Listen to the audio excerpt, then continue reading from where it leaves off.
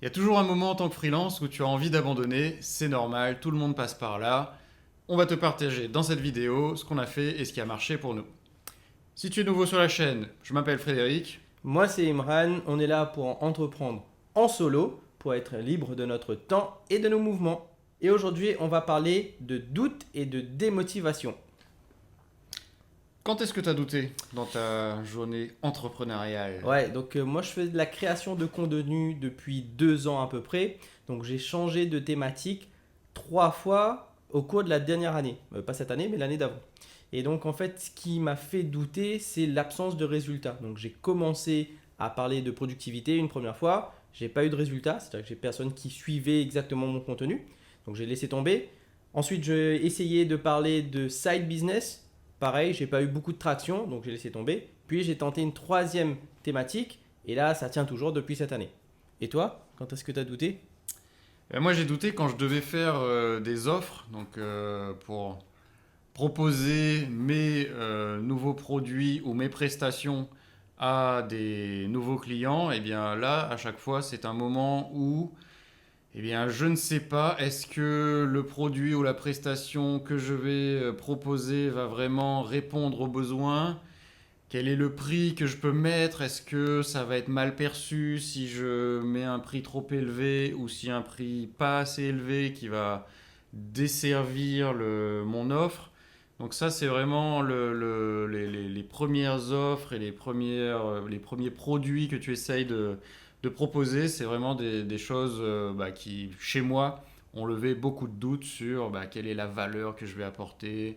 Est-ce que je vais vraiment bien répondre aux besoins? Donc là-dessus, on va pouvoir en parler, mais on arrive à avancer assez simplement. Ok. Alors moi, qu'est-ce qui m'a fait sortir du doute? En fait, en y réfléchissant bien, euh, déjà le doute il apparaît quand il n'y a pas de résultat. Donc ça c'est un peu le cas le plus courant qui est arrivé chez moi. Donc par contre, quand j'avais pas de résultat et que le sujet ne m'intéressait pas fortement, c'était pas un sujet qui me tenait à cœur, j'abandonnais. Donc la productivité, j'aime ça, mais ça me tient pas forcément à cœur. Parler de side business, c'était mon sujet du moment, mais pareil, ça me tenait pas forcément à cœur, donc j'ai abandonné.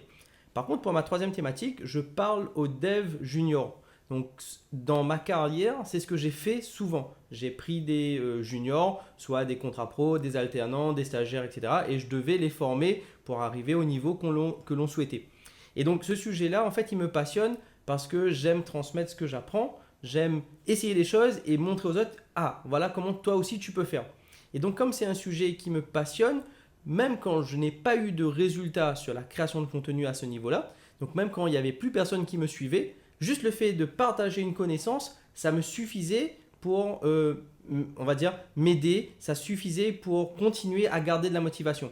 Donc, si je devais un peu résumer, qu'est-ce qui empêche le doute aujourd'hui de me faire arrêter? C'est de me raccrocher à un sujet qui me passionne.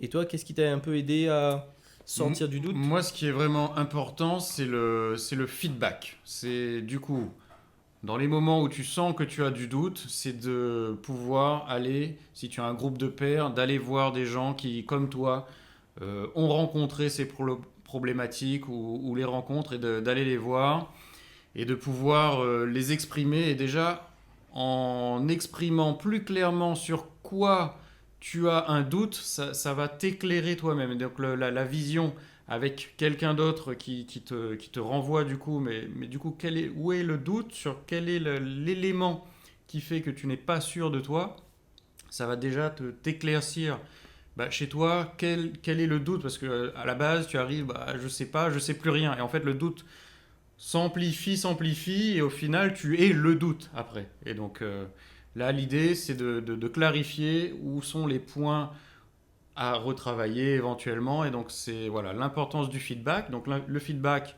avec les pairs. Ça peut être aussi du feedback avec des anciens clients. Ça peut aussi être pas mal. J'ai un nouveau client qui me propose ça, un client avec qui ça s'est bien passé.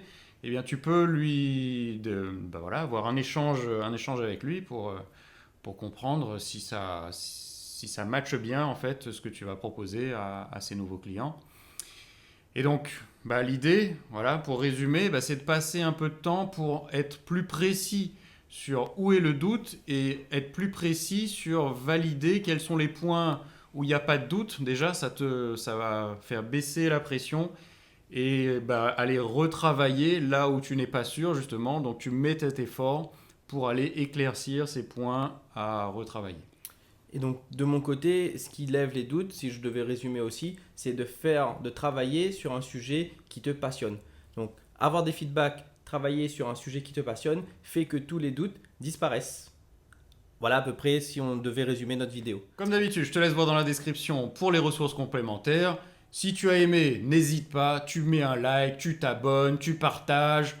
Dans tous les cas, on se retrouve à la prochaine vidéo et passe à l'action!